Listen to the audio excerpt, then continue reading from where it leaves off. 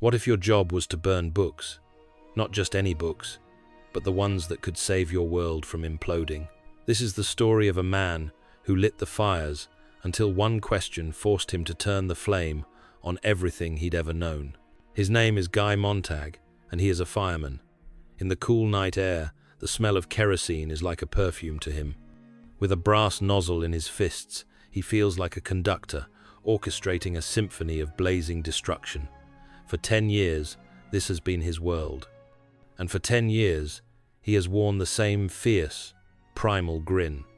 In his time, you see, houses are completely fireproofed. So, the word fireman has taken on a new, ironic meaning. Their job is not to stop fires, but to start them. Their target is the ultimate contraband, books. Standing in the flickering glow of a burning porch, Montag feels a rush of satisfaction. He is good at his job because it is simple. He doesn't ask questions. He doesn't wonder what thoughts lie within the pages he turns to ash. He simply obeys the alarm, rides the gleaming salamander fire engine through the midnight streets like an avenging angel, and brings the cleansing flame to a home corrupted by illegal knowledge. His world is a masterpiece of sensory overload, a fortress of noise built to keep the dangerous silence of thought at bay. Jet cars scream down the boulevards, their occupants seeing the world as a meaningless blur. And everyone, absolutely everyone, is plugged in.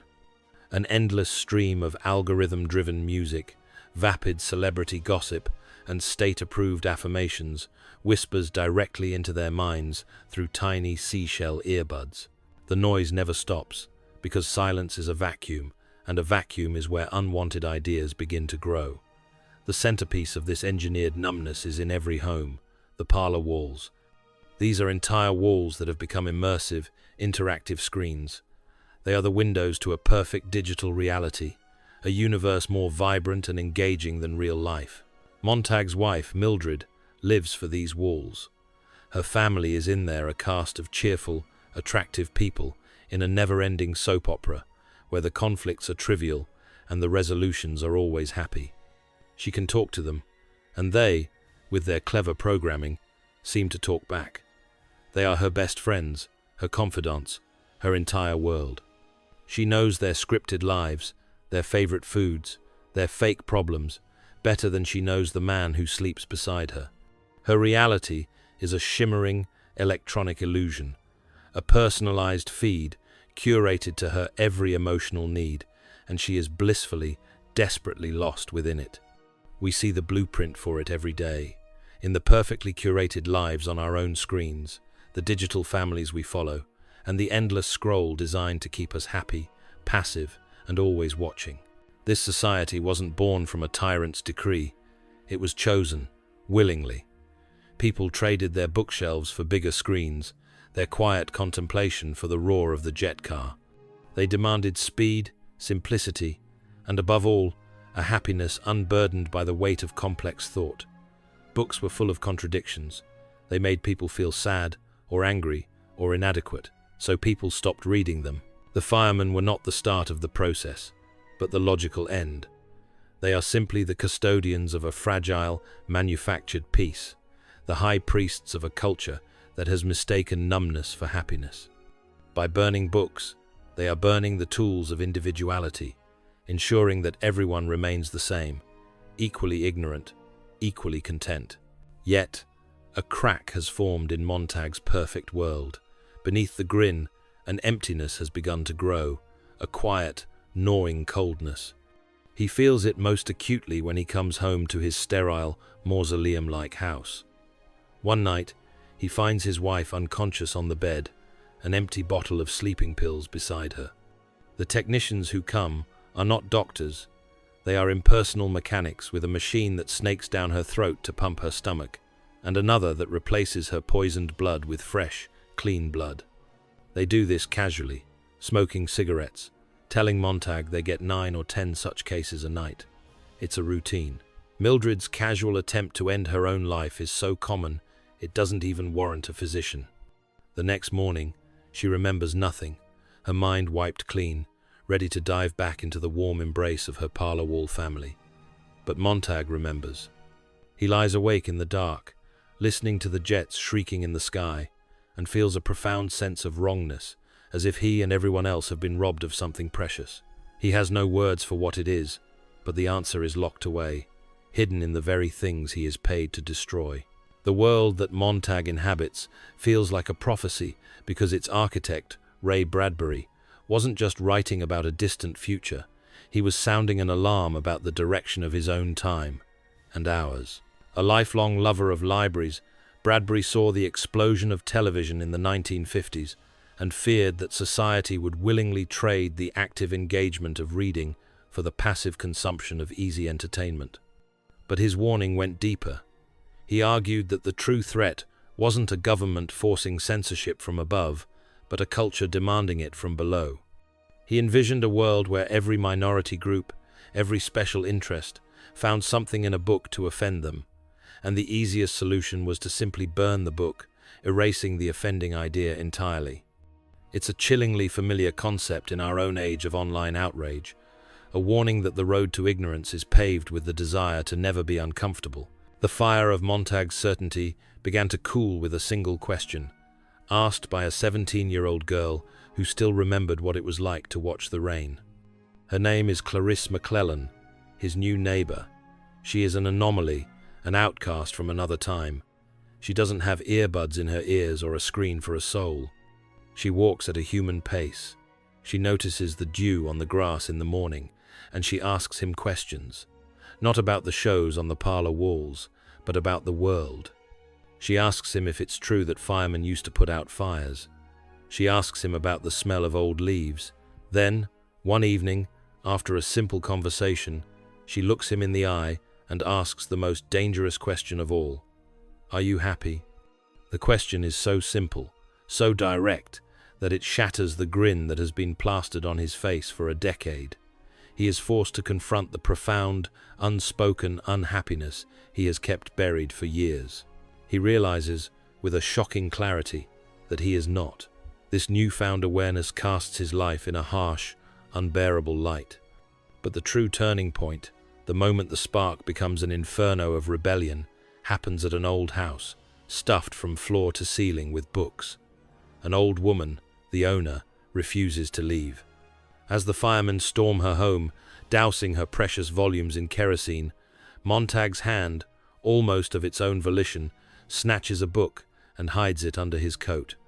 The other firemen laugh and mock the old woman, but she stands proudly among her books, a single match in her hand. She looks at them with a gaze of pure contempt and sorrow, quotes a line about playing the candle for God, and strikes the match herself. She chooses to burn with her books. The firemen flee the inferno, shaken. The other men will forget, numbing the memory with their usual diet of noise and distraction. But Montag cannot. The woman's sacrifice is a testament to an idea he cannot grasp, that the words and stories in those books were more valuable to her than her own life. What could be in them that was worth such a price? This question becomes an obsession. That night, the stolen book under his pillow feels like hot coal. He tries to talk to Mildred, to explain what he saw, what he felt, but she cannot understand. She sees the book not as a source of wonder, but as a physical threat to her home, her safety, her digital family. He pulls out a hidden stash of nearly 20 books he has stolen over the years, and her terror turns to screams. He realizes he is utterly alone. He needs a teacher, someone who can help him understand the strange words on the pages. He remembers a fleeting encounter a year prior, a brief conversation in a park with a retired English professor named Faber. The man had been afraid, but his eyes had been full of life and knowledge.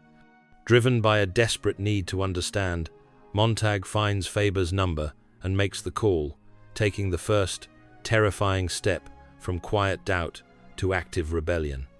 His journey into the world of books has begun, a conspiracy of two against the entire world. Montag's journey leads him to Faber's apartment, a place that smells of old paper and dust, a sanctuary of a forgotten world. Faber is terrified at first, but Montag's desperation, his raw hunger for knowledge, convinces the old professor to help. Faber explains that it's not just the books themselves that are important. It's what's in them. They have quality, texture, and detail. They show the pause on the face of life. But more importantly, they require leisure to be digested, and they grant the freedom to act upon what is learned. Society has eliminated all three. Faber, filled with a lifetime of regret for not speaking up sooner, agrees to help Montag. He gives him a small two-way listening device, a green bullet for his ear. He will be the voice of knowledge, guiding Montag from the safety of his home. Their plan is audacious and desperate, to plant books in the homes of firemen and turn the system on itself. It's a fragile conspiracy, a whisper of rebellion against a screaming world. Armed with Faber's voice in his ear, Montag returns to his life, but he is a changed man. The emptiness of his world is now unbearable. That evening, Mildred has friends over to watch the parlor walls. They are two women just like her, their faces blank, their conversation a meaningless stream of chatter about the latest scripts for the Wall family. Montag, in a fit of rage and desperation, unplugs the wall. He tries to engage them in a real conversation, but they are incapable of it. They talk glibly about their husbands being sent off to war, about their children whom they barely see. In a final, disastrous act, Montag pulls out a book of poetry and reads to them. The effect is devastating. One woman bursts into tears, overwhelmed by feelings she hasn't experienced in years. The other is furious, denouncing the filth and sadness of the words. The evening ends in disaster, with the women fleeing his house to report him. He has broken the cardinal rule of his society. He has made people feel something other than mindless pleasure. The next day at the firehouse, the atmosphere is thick with tension. Captain Beatty seems to know everything. He greets Montag with a knowing smile and begins to taunt him, weaving a web of literary quotes from the very books he is sworn to destroy. Beatty is the system's most brilliant defender because he understands its enemy perfectly. He launches into a masterful, cynical monologue, an assault on the very idea of knowledge. He argues that books are nothing but contradictions, that they breed discontent and melancholy. He paints a seductive picture of a world without them, a world of simple fun, easy answers, and no intellectual burdens. Beatty is a fallen intellectual, a man who saw the chaos of ideas and chose the peace of ignorance. He offers Montag a way back. Just hand over the book. Forget this ever happened. But as he speaks, the fire alarm rings. Beatty glances at the address and smiles a slow, cruel smile. The call is for Montag's own house. The ride to his home is a slow, silent funeral procession. Mildred is already gone, having reported him and abandoned their life together. Beatty, in a final act of psychological warfare, hands Montag the flamethrower. He must burn his own house, his own past, his own rebellion. But as Montag incinerates his belongings, Beatty discovers the earpiece and threatens to trace it back to Faber. Something in Montag snaps. He turns the flamethrower on his captain. Beatty is engulfed in flames, a screaming effigy, his own arguments turn to ash. At that moment, Montag burns his old life to the ground. He is no longer just a rebel, he is a murderer and a fugitive. The system responds instantly. The mechanical hound, a terrifying 8-legged robotic predator, leaps from the shadows and injects his leg with a powerful anesthetic before he can destroy it. Injured and on the run, Montag becomes the subject of a city-wide manhunt, broadcast live on every parlor wall. His escape becomes the nation's #1 reality show, a thrilling spectacle for the masses. As he limps through the suburban streets, he can see his own running figure on the screens in the houses he passes. The city is not just his prison, it is his audience. He has gone from an anonymous citizen to the star of a public execution, a visceral reminder of a society that prizes spectacle over substance. His only hope is to reach the river, the dark line at the edge of the city that separates his world from the unknown wilderness beyond. After a lifetime spent wielding the fire of destruction, Montag found himself running toward a different kind of fire, not one of consumption, but of warmth, of community, and of memory. He reaches the river just moments ahead of a new mechanical hound. He plunges into the cold, black water, letting the current carry him away. The water is a cleansing, washing away the chemical smell of kerosene, the scent of the city, and the identity of the man he used to be. As he drifts downstream, He learns through the earpiece before it dies that the televised hunt has reached its climax. To provide a satisfying ending for the audience, the cameras converge on a lone, innocent pedestrian. The entire world watches as the hound kills a scapegoat, and Guy Montag is declared officially dead. A new life, uncertain and fragile, can now begin. He stumbles out of the river and into the deep woods, a world of overwhelming natural sensations he has never known. Following a set of abandoned railroad tracks, he sees the flickering light of a campfire. Gathered around it are a small group of old men. These are the Book People, a nomadic community of scholars and intellectuals who have become fugitives. They are not armed, they are not fighters. They are living libraries. Realizing they could not save the physical books, they chose to save the contents. Each member has chosen a book to memorize, to become a living copy. One man is Plato's Republic. Another is a chapter of Thoreau's Walden. They carry the treasures of human civilization within their minds, waiting for a time when the world will need them again. Their leader, Granger, welcomes Montag, offering him a place among them. He will become the Book of Ecclesiastes.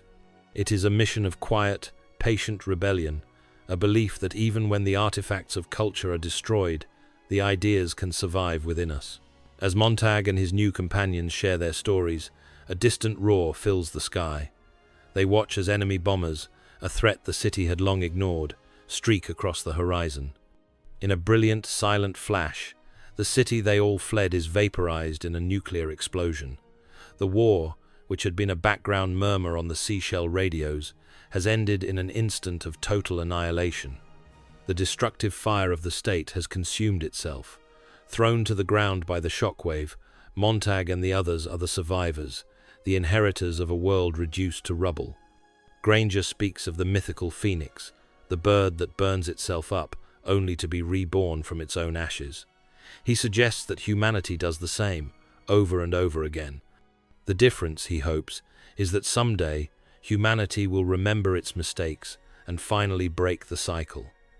As the sun rises, the small band of men turns and begins the long walk back toward the ruined city. They are not going to conquer or to rule, but to remember and to help others remember, ready to rebuild a world from the ashes of its own ignorance. The book ends with Montag walking toward the ruins to rebuild. It forces us to ask a terrifying question. Is our world silently burning right now? Not from a fireman's kerosene, but from our own indifference. And when we finally look up from our screens, will there be anything left to save?